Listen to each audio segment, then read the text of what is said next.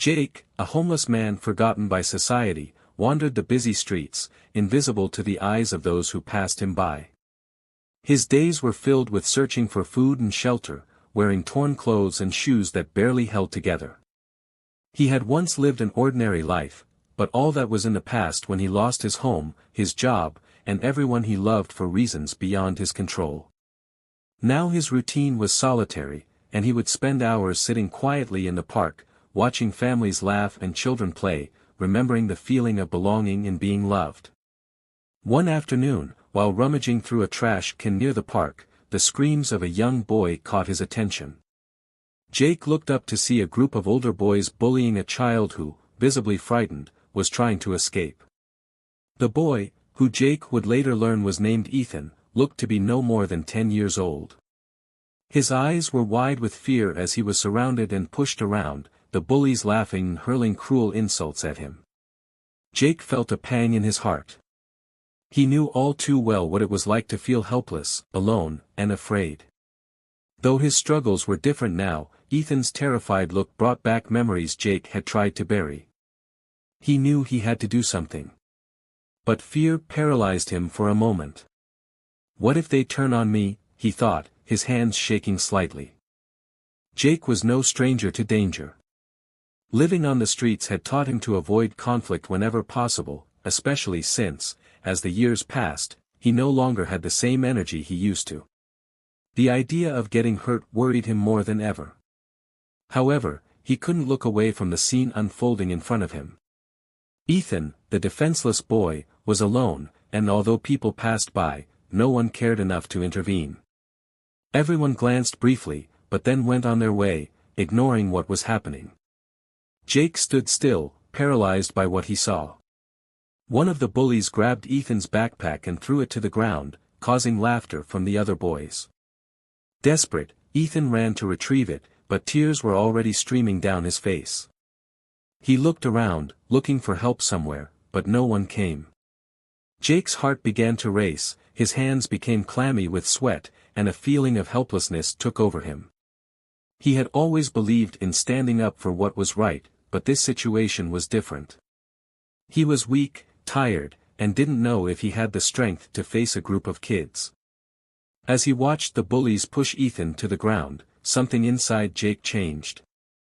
He couldn't stand still any longer. "I can't just watch this," he whispered to himself. His feet moved before his mind could process it. With a deep sigh, he stood up from the park bench, his heart pounding in his chest, and began walking toward the group. With each step, his legs felt heavier, but he kept going. The bullies hadn't noticed him yet, but the mood around him seemed to change as Jake got closer. He didn't have a plan, didn't know exactly what he would say or do, but one thing was for sure, he had to do something. Jake knew better than anyone what it was like to suffer cruelty and bear invisible scars. He wouldn't let Ethan go through the same. When he was only a few feet away, one of the bullies finally noticed him. The boy's smile faded as he saw the tall, tired but determined man advancing towards them. Although Jake was not an intimidating figure, there was an intensity in his gaze that made the bully hesitate. The other boys also stopped and turned to look at Jake, unsure of what would come next. Jake's heart was beating even faster, his mind filled with a wave of uncertainty. What if they ridiculed him? What if they decided to attack him? He didn't have a clear plan, he didn't even know what he was going to say to those boys. However, he had already gone too far to give up. His eyes fell on Ethan, who was still sitting on the ground, hugging his backpack as if it were his only safe haven. The boy was looking at Jake with wide eyes, tears streaming down his face. At that moment, a wave of protectiveness took over Jake. He couldn't just walk away. "Hey!" Jake shouted, his voice trying to sound firm, but it still shook slightly. The bullies looked at him, confused. "Leave the kid alone," he added, feeling his heart hammering in his ears. Every muscle in his body was tense, as if he was preparing for the worst. The boys looked at each other in surprise. They hadn't expected someone like Jake, someone who looked frail and worn out from life on the streets, to dare to stand up to them. One of the older boys stepped forward, assessing Jake with a defiant look, as if he were deciding whether to laugh or fight. Jake stood his ground, his gaze fixed on the boy in front of him. He had no idea what was coming next, but he knew he couldn't back down now. The sound of his own heart seemed to echo throughout his body as he advanced, placing himself between Ethan and the bullies. The boys, all of them bigger and older than Ethan, focused their attention on Jake. For a moment, they looked at him in surprise, as if it were unthinkable that someone like him, a homeless man in worn-out clothes, would have the courage to intervene. But soon their surprise gave way to mockery. "Who do you think you are, old man?" the tallest of the group taunted, taking a threatening step forward. His cold eyes swept Jake over his worn jacket and down to his holey shoes. "Look at you," he continued with contempt. "You're nothing. Why don't you go back to your dirty corner?" At this, the other boys laughed, the sound echoing through the park like a cruel insult. Jake felt humiliation rise in his throat, but he refused to give in. Even though his clothes were worn and his life was marked by loss, right now, he couldn't let the contempt of these boys keep him from what he knew was right. One of the boys even held his nose in disdain. "Yeah, we can smell him from here," he said, laughing loudly. Jake stood his ground, even as the bullies closed in on him like predators stalking prey. Their cruel words were sharp, but Jake had heard far worse in his life. Words wouldn't intimidate him, not now, not with Ethan still cowering behind him, scared and helpless. "Leave the boy alone," Jake said, his voice firm but still trembling. "You have no right to treat him like this." The leader, one of the taller ones, scowled and shoved Jake hard, hitting him in the chest with enough force to make him stagger. "Mind your own business, homeless man," the boy growled, his voice thick with disdain. "No one asked for your help." Jake struggled to keep his balance before he fell, his heart hammering wildly in his chest. He knew everyone in the park was watching, and humiliation burned inside him like fire. But when his eyes met Ethan's, tear-filled and wide with fear, Jake found the strength he needed. He knew what it was like to feel small, fragile, and alone. And he wasn't going to abandon Ethan. Not now. Taking a deep breath, Jake stood up straight again, his gaze resolute. "This is my problem now," he declared firmly. The air around him seemed to grow thicker, the silence that followed only heightening the tension between them. For a moment, the bullies just stared at him, uncertain. Then, without warning, the taller boy let out a nasty, mocking laugh that made Jake's skin crawl. The others quickly followed suit, but there was something different about their laughter now, a slight hesitation, a flicker of doubt in their eyes. They hadn't expected Jake to continue to confront them, and suddenly they seemed at a loss for what to do. Finally, the leader rolled his eyes and gestured quickly to his friends. "Let's get out of here," he muttered dismissively. "This guy isn't worth it." One by one, the boys turned and began to walk away, still hurling insults and laughing, but clearly defeated. As they walked away, Jake felt the weight of the tension lift. The sound of their taunts faded into the breeze, and the park seemed to breathe a sigh of relief. Jake stood there for a moment, his body still tense, watching them disappear. He could hardly believe what had just happened, but somehow, he had managed to push them away. Slowly, he turned to Ethan, who was still sitting on the ground, clutching his backpack tightly to his chest. The boy's eyes were wide and still brimming with tears. Thank you," Ethan stammered, his voice shaking with emotion. "Why did you help me? No one else did." Jake knelt down beside the boy, his heart melting at the sight of the fear and confusion on Ethan's face. He could feel how vulnerable the boy felt at that moment, and it hit him hard. "I know what it's like," Jake replied softly. "I know what it's like to be singled out, to be left out. I couldn't just stand by and watch." Ethan quickly wiped away the tears with the back of his hand, still trying to look strong, though his eyes showed how shaken he was. "But you didn't have to," Ethan murmured, almost whispering. "They could have hurt you." Jake smiled, a sad but genuine smile. Maybe, he admitted. But some things are more important than fear. For a moment, the two of them just sat there, as the world around them returned to its normal rhythm. Ethan sniffed, hugging his backpack even closer to his body, but Jake could see that he was starting to relax, a little less tense. He saw the boy's bravery, trying to pull himself together even after what had just happened. It brought back memories of when he himself was just a boy, still full of hope, believing that people would take care of him. "Are you okay?" Jake asked softly, still worried about the boy. Jake gently placed a hand on Ethan's shoulder. The boy nodded, though his face was visibly pale. "Yeah, I think I'm fine," he replied, looking back at Jake. "Do you live around here?" Jake hesitated, unsure how to answer the question. After a brief moment of silence, he shook his head. "Not really," he said, with a slight smile. "Actually, I don't have a fixed place to stay." Ethan frowned in confusion, his childish expression revealing a mix of concern and incomprehension. "Don't you have a home?" he asked innocently. Jake, despite the situation, smiled gently. "Not at the moment," he admitted, trying to keep his tone light. "But don't worry about me. What about you? Where's your family? Do they live nearby?" Ethan's expression darkened immediately. He looked away, staring at the floor as he murmured, "My dad's at work." "He's always at work." Something in the boy's voice touched Jake deeply.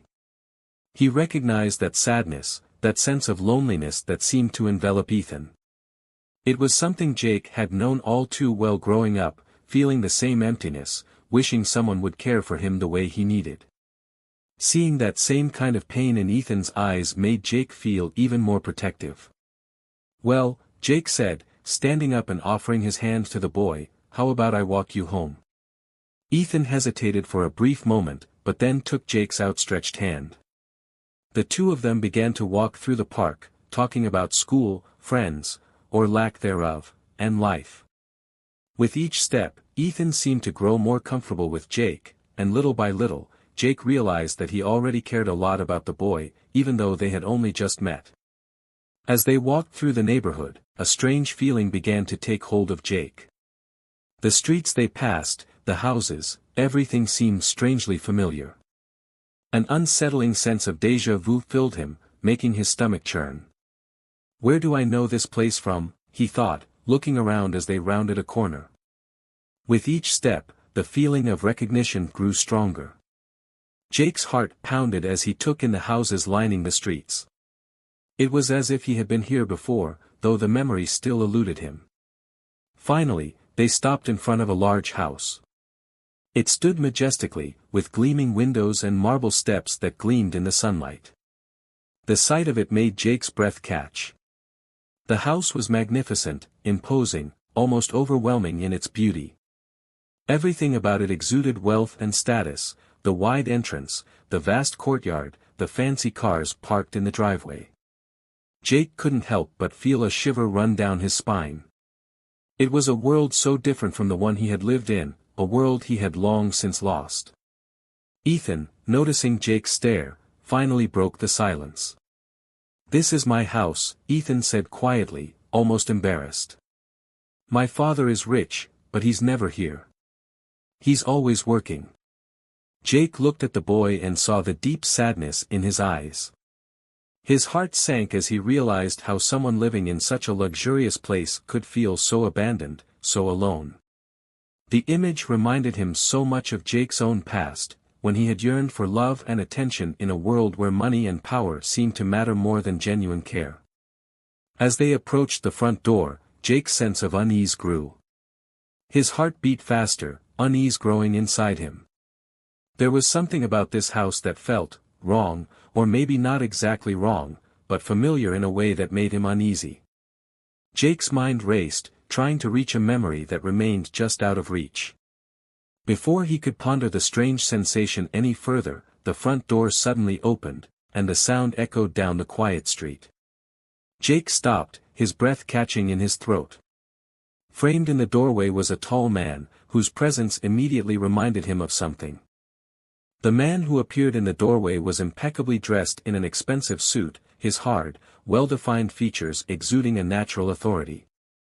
His hair was carefully trimmed, and his eyes, cold and calculating, revealed the countenance of a successful businessman. The moment Jake saw him, his body felt frozen.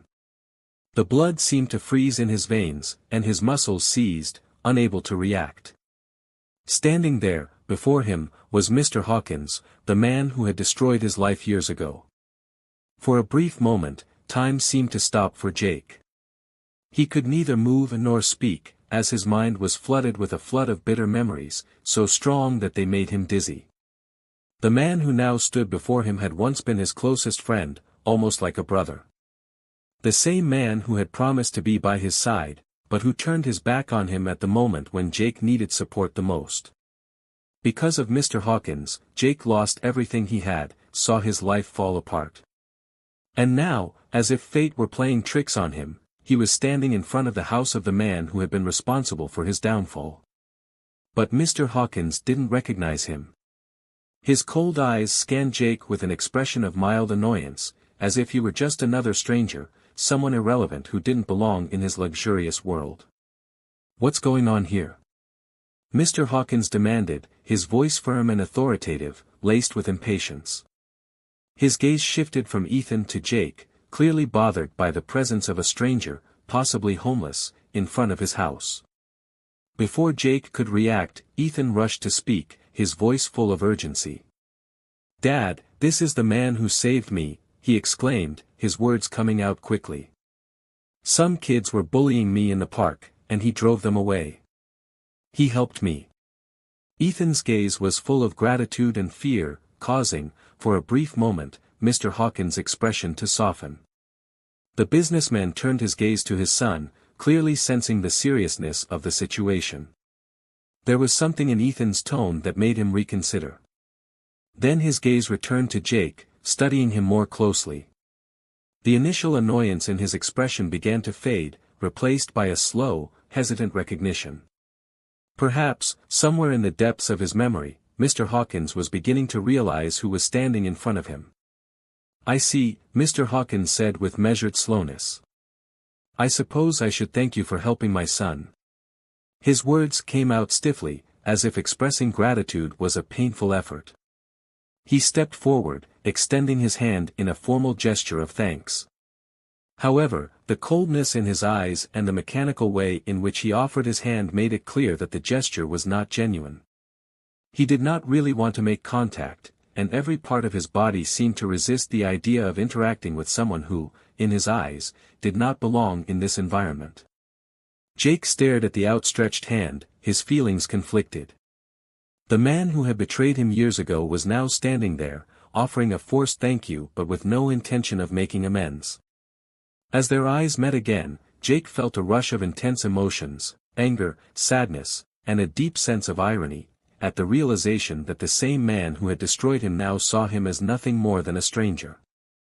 Jake stood motionless, unable to react as his eyes fixed on Mr. Hawkins's outstretched hand.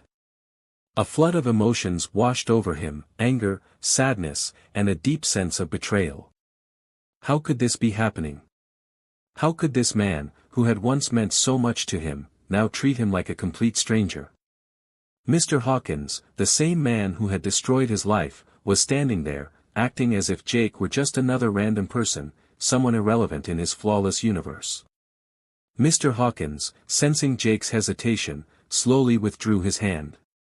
His previously neutral expression now showed a hint of impatience. "Look, I don't know who you are," he said, bluntly, "but I appreciate what you did.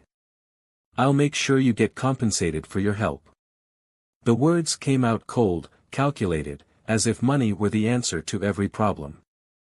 The thought of being compensated only made the knot in Jake's chest tighten even more. Compensation?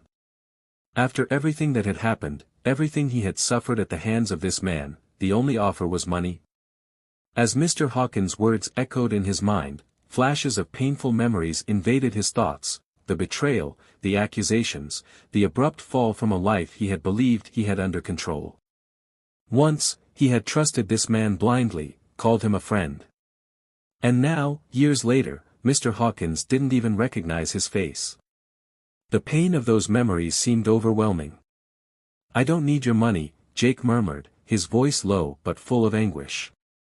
Ethan, who was standing next to him, looked at Jake in confusion, not understanding the weight of the emotions that hung in the air.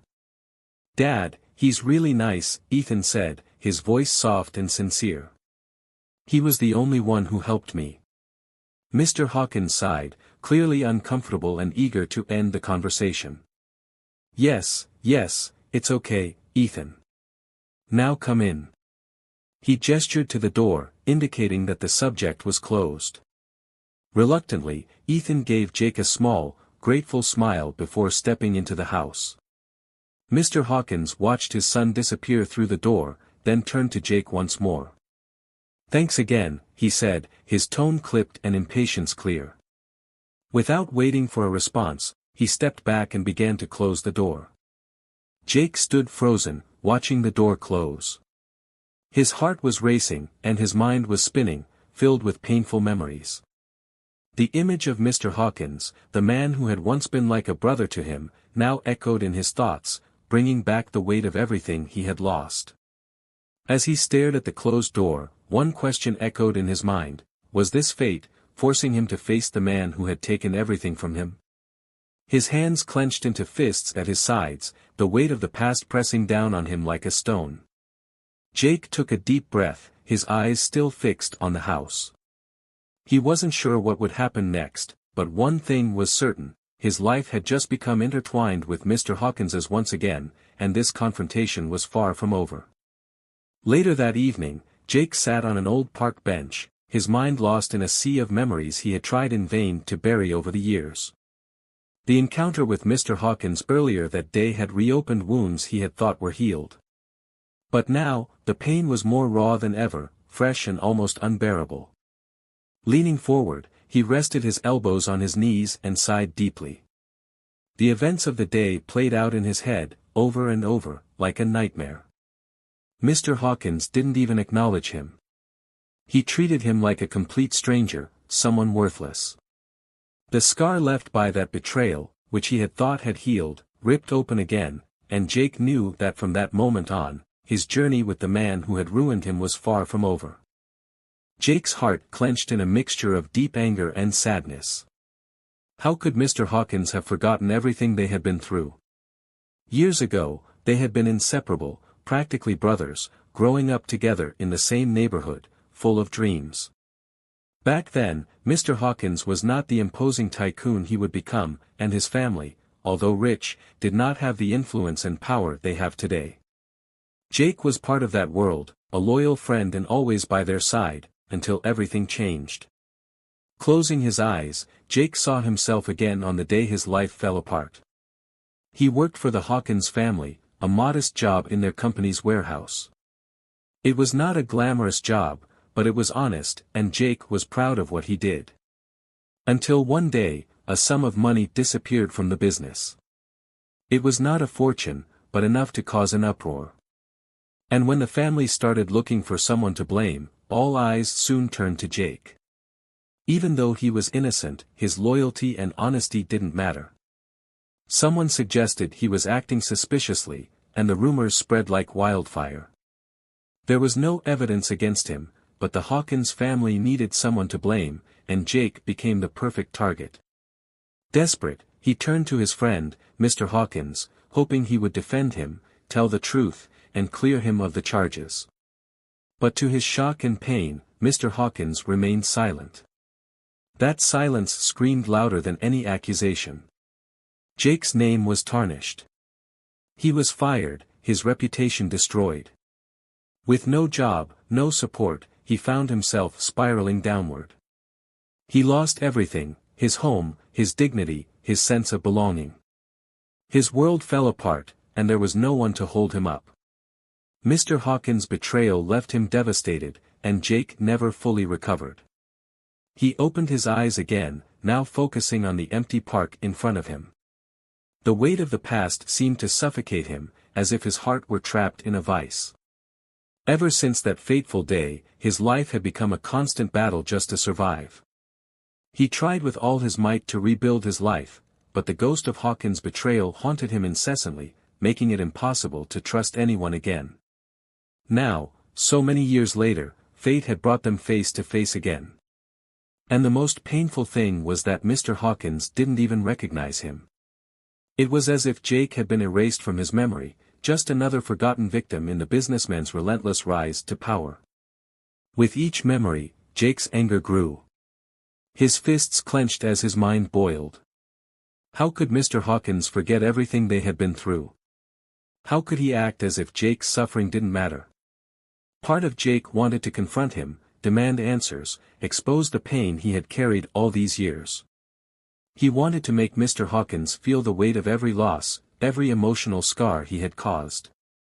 But at the same time, a shadow of doubt hung over him, questioning whether any answer would be able to heal the deep wounds left by the betrayal. Jake wanted to look his old friend in the eye and ask why he hadn't stood up for him all those years ago. The question consumed him, but at the same time, a part of him wondered if it was really worth it. Would reopening wounds that Mr. Hawkins had already healed do any good? After all, Hawkins had built a successful life, surrounded by wealth and status. Confronting him now wouldn't change the past, wouldn't fix what was already broken. Sitting in silence, Jake felt torn between the desire for justice and the need to move on. The decision weighed heavily on him, making every breath harder. The next morning, still wrapped up in his thoughts, he wandered the city, aimlessly, just trying to clear his head. As he passed the park again, lost in his own world, a familiar voice woke him. "Jake!" someone shouted. He turned to see Ethan running toward him, a beaming smile on his face. The boy's joy was so pure, so innocent, that for a brief moment all the dark thoughts of the night before disappeared. Jake couldn't help but smile in response. "What are you doing here?" he asked, and Ethan finally reached him. "I've been looking for you," the boy said, his voice full of excitement. "I was hoping to see you again." Jake felt an unexpected warmth grow in his chest. He hadn't realized how much he needed that smile, that small human connection. "Well, here I am," he replied, kneeling down to be at Ethan's level. "How are you?" Ethan shrugged, but his smile faded, giving way to a sadder expression. "My dad's at work again, he's always at work. He doesn't even know I'm here," the boy murmured, his voice filled with the same loneliness Jake had seen in his eyes before. They sat together on a bench, the same one where Jake had sat the night before, trapped in his memories.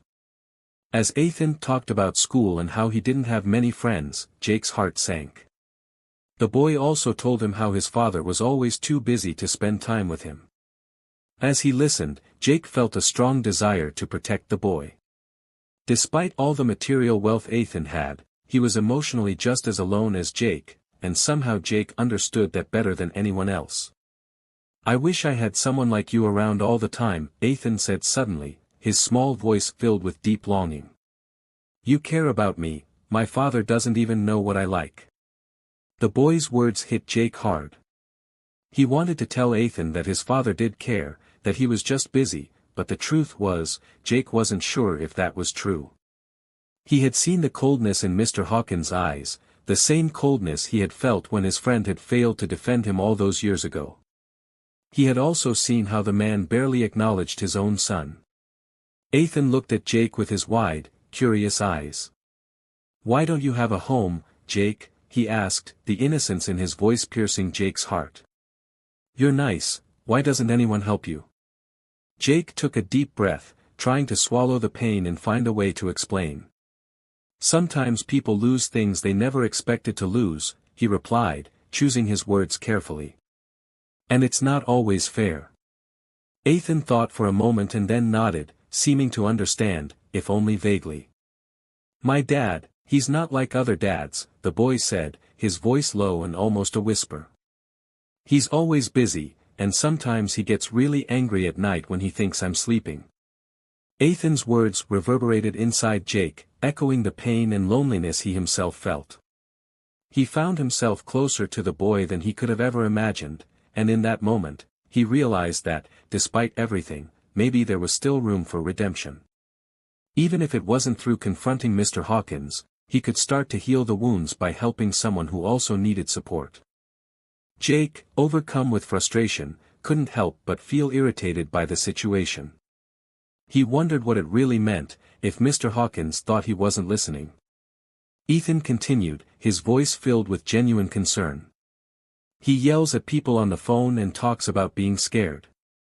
I don't think my dad is happy. Jake froze. Ethan's words echoed in his mind, while the image of Mr. Hawkins, a strong, successful man he had seen the day before, seemed to not fit the description of a scared, unhappy father. A new perspective began to dawn on Jake. There could be much more to the story than he had realized until now. Mr. Hawkins could be battling his own demons, just as Jake had done over the years. The revelation left Jake speechless, a whirlwind of emotions twisting inside him. The man who had ruined his life was not, after all, the invincible figure he had always imagined. Perhaps Mr. Hawkins was as broken as he was. From that moment on, Jake could no longer push away the memories and anger that consumed him. Ethan's words were etched into his mind, swirling like a chaotic storm. He found himself unable to escape the idea that Mr. Hawkins, once imposing and powerful, now seemed trapped by his own success, just as Jake was trapped by his past. There was only one way to find out the truth. Jake would have to confront Mr. Hawkins and demand answers, not only for himself, but for Ethan as well. With renewed determination growing within him, Jake decided that he would return to Mr. Hawkins' house.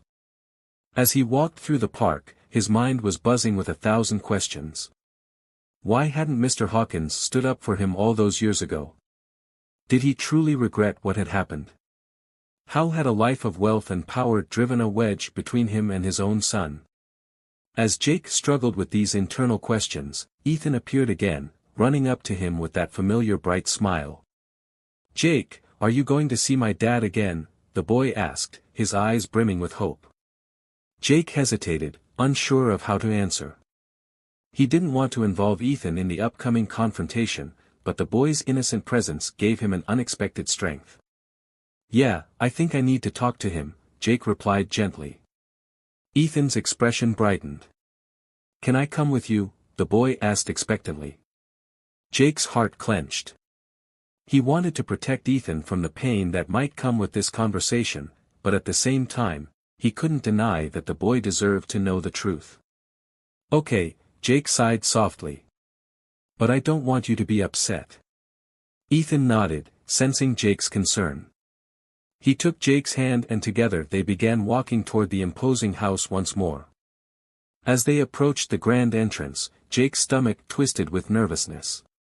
His legs felt heavy, as if each step was pulling him deeper into a past he'd tried so hard to forget. Now, there was no turning back. The tension in the air was palpable, and Jake could feel his heart racing as he raised his hand and knocked on the door. Moments later, the door opened, revealing Mr. Hawkins standing before him. Mr. Hawkins was still dressed in his elegant suit, but there was something about his face that made him almost unrecognizable. The determination that had once shone in his eyes had been replaced by a weariness. He no longer looked like the powerful businessman Jake remembered. Instead, he had a look of fragility, as if the weight of the world was on his shoulders. Jake, Mr. Hawkins said, his voice monotone and distant. He glanced at Ethan, who stood beside Jake, holding his hand, and his expression grew confused. Jake felt a lump in his throat, but he knew he had to speak. We need to talk, he said, trying to sound firm, even though his voice shook slightly. Mr. Hawkins frowned, clearly disconcerted. Jake took a step forward, sensing the moment approaching. About what happened between us. The words hung in the air, heavy and loaded with unspoken meaning. Mr. Hawkins's gaze changed, a flash of recognition crossed his face. He stepped closer to Jake, as if finally seeing him for the first time. Mr. Hawkins's eyes widened, and he took a step back, as if the revelation had hit him like a punch to the gut. You, he whispered, his voice barely audible. Jake nodded, his heart pounding in his chest. Yes. For a long moment, a tense silence settled between them. Mr. Hawkins looked as if he had seen a ghost, his face was pale and his hands were shaking. He opened his mouth to speak, but no words came out. Finally, Jake couldn't help himself. "Do you still remember what happened?" he demanded, pent-up anger seeping into his voice. "Remember how you turned your back on me? You let your family accuse me of stealing and you didn't say a word. You abandoned me, Hawkins, and you never looked back." Mr. Hawkins's face was contorted with pain, and his eyes were filled with guilt. "I remember," he said, his voice breaking. "I never forgot." "Then why didn't you do anything?" Jake shouted, emotion welling up inside him. "I lost everything because of you. My job, my home, my life. And you just stood there and did nothing." Mr. Hawkins closed his eyes, his face twisted with regret. "I had no choice," he whispered. "My family forced me to choose between them and you. If I had stood up for you, I would have lost everything too. I was scared, Jake. I was weak. And I've regretted it every day since." Jake felt his anger waver, replaced by confusion and a deep sadness. For years, he had hated Mr. Hawkins, convinced that his betrayal was driven by selfishness. But now, as Jake looked at him, he saw a man who was just as trapped as he was, imprisoned by fear, family, and expectations. Mr. Hawkins's voice cracked as he continued, "I didn't lose you that day, Jake. I lost myself. I became everything I hated, cold and distant. And now I've lost my son, too. I don't know how to fix this." Ethan, who had listened in silence, looked up at his father with wide eyes. "Dad," he whispered, his voice shaking. Mr. Hawkins then sank to his knees, tears welling in his eyes as he stared at his son. "Ethan, I'm so sorry," he choked out, the pain evident in his tone. "I've been a terrible father. I've been so focused on success that I've lost myself. I tried to hold it all together, but I pushed you away. I don't deserve your forgiveness," Mr. Hawkins said, the pain evident in his voice. Ethan looked at his father, confusion and sadness written all over his face. "I just want you to be here, Dad," he replied softly. "I don't care about all that other stuff, I just want you." Jake watched the scene before him, emotions swirling inside him. The man who had once seemed so invincible was now on his knees, broken and vulnerable. Jake had spent years harboring a deep hatred for him, but now, seeing him like this, that anger seemed hard to hold. He could see the pain reflected in Mr. Hawkins' eyes, the regret that had haunted him for so long. As Mr. Hawkins wiped away his tears, he turned to Jake, his voice filled with desperation. "I know I can't undo what I did to you. I recognize that it's too late to fix the past, but if there's any way, that you can find it in your heart to forgive me, I'm begging you." Jake's heart broke at those words. He had waited years for this moment, for an opportunity to confront Mr. Hawkins, to make him feel the pain that Jake carried. But now, as he looked at the man who had once been his best friend, Jake found himself in a quandary. The anger still boiled inside him, but there was also a new feeling bubbling up, compassion. The man before him was no longer the cold-blooded traitor that Jake remembered. He looked as broken as Jake, bearing his own emotional scars. Before Jake could find the words, Ethan stepped forward, his hopeful gaze sweeping between both men. "Can we all be friends again?" he asked, his voice low but filled with hope. Jake felt his breath catch in his throat. Could he really forgive the man who had destroyed his life? Could something meaningful be reconstructed from the ashes of his past? He didn't know the answer, but as he looked into Ethan's eyes, one truth became clear: this wasn't just about the past, it was about Ethan's future, and perhaps Jake's own. Jake stood there, still reeling under the emotional weight of the confrontation. The air was thick with unspoken tension between him and Mr. Hawkins, but Ethan's hopeful outlook softened the edges of his anger. When Mr. Hawkins stood, his face held an expression that was hard to decipher: regret, guilt, and maybe even a little shame. "I know I can't fix what I did," Mr. Hawkins began, his voice quiet but sincere. "I know I hurt you in ways I can never fully describe, but I want to try, for Ethan's sake if not for my own." Jake felt his chest tighten. He wasn't sure how to respond. Could he really forgive this man? Could he let go of years of pain and betrayal? Questions swirled through his mind, making it difficult to think clearly as he pondered what the future might hold. Mr. Hawkins then said something that made Jake stop in his tracks.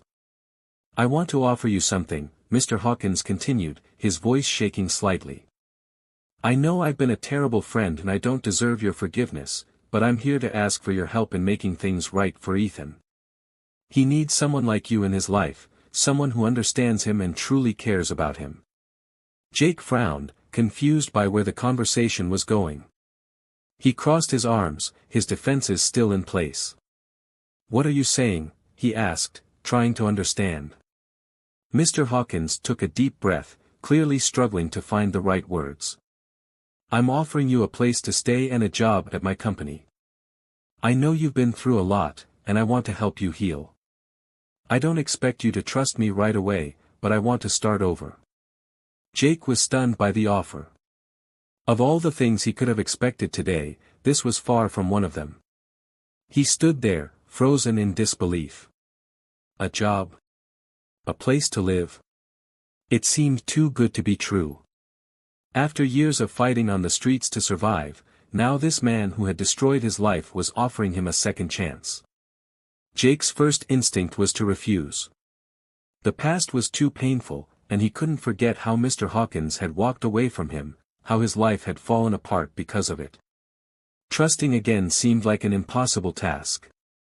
But as he looked at Ethan, who was watching the exchange with eyes bright with hope, Jake felt a pang in his heart. The boy had grown attached to him, and Jake couldn't ignore the bond they had formed. In Ethan's innocent gaze, Jake saw something he hadn't felt in years: hope. The boy needed him, and in a strange way, maybe Jake needed Ethan too. "I don't know," he murmured, running a hand through his messy hair. "This isn't an easy decision, Mr. Hawkins. After everything that's happened, I know," Mr. Hawkins replied softly. "But I'm not just doing this for myself, Jake. I'm doing this for Ethan. He needs a mentor, someone who can be there for him in ways I couldn't." Jake remembered Ethan's words about his father's anger, his emotional distance, and how alone he'd always felt. This pain was familiar to Jake. He'd grown up without love or support, too, and the thought of Ethan going through the same pain broke something inside him. With the weight of the decision pressing down on his shoulders, Jake reflected on how far he'd fallen. He'd lost everything: his home, his dignity, his future. For years, he'd wandered the streets, invisible to the world. But now, there was a chance, however imperfect, to rebuild not only for himself, but for Ethan as well. Jake looked deeply at Mr. Hawkins, who was waiting anxiously for his answer. Then he turned to Ethan, who was looking at him with those big, hopeful eyes. The decision wasn't easy, but Jake knew what he had to do. "I accept your offer," he said, his voice firm. "Not because I forgave you, but because Ethan deserves this chance." A wave of relief washed over Hawkins, and for the first time, Jake saw a genuine smile spread across his face. "Thank you," he whispered. "I'll make sure you don't regret it." Ethan smiled, lighting up the room like a ray of sunshine. "Does this mean we're going to be friends again?" he asked, his excitement barely contained. Jake laughed softly, feeling the warmth of Ethan's smile melt some of the coldness in his heart. "Yeah, kid, I guess so." Over the next few weeks, life began to change in ways Jake hadn't expected. Mr. Hawkins provided a small but comfortable apartment nearby, and for the first time in years, Jake had a place to call home. Working for Hawkins offered him a new perspective, a path he hadn't imagined would lie ahead. It wasn't glamorous work, but Jake took genuine pride in doing something honest. What really mattered, though, was the bond he had built with Ethan. The boy clung to Jake like a lifeline, and they began to spend more and more time together. They played ball in the park, talked about school, and enjoyed quiet moments that reminded Jake of what it was like to belong. Mr. Hawkins made good on his promise to work hard to repair the relationship with Jake and his son. There were, of course, awkward moments. The years of hurt and misunderstanding didn't magically disappear, but they slowly began to transform. They began to rebuild a friendship that had long been shattered. One evening, as Jake sat in his small apartment, Ethan came over for a visit. Together, they settled in and watched the sunset through the window. The orange glow filled the room with a soft, warm light. "Jake," Ethan began softly, "yes, buddy, I'm glad you're here." Ethan continued, "I didn't have anyone before, but now I have you and Daddy." Jake smiled, feeling his chest swell with emotion. For the first time in years, he felt like he truly belonged. While the pain of the past wasn't completely gone, it no longer controlled his life. Jake had found something new and valuable, something worth holding on to.